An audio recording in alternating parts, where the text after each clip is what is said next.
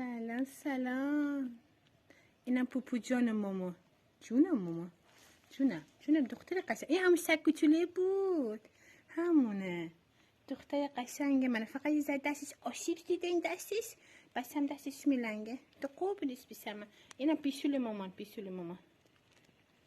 پوپو شنه نه. دختر قشنگم. خدا قربونش بیسم. پوپو ناز ماما قربونش بیسم. اینم که من از خواب بیدار شدم اومدم پیش پیوونم بیس غذا بدم. خدا دستش ناز خدا کف دستش نمیده. شکو دختر قشنگه. پوپو جان پوپو من نگاه کن. پوپو نگاه دخترم. پوپو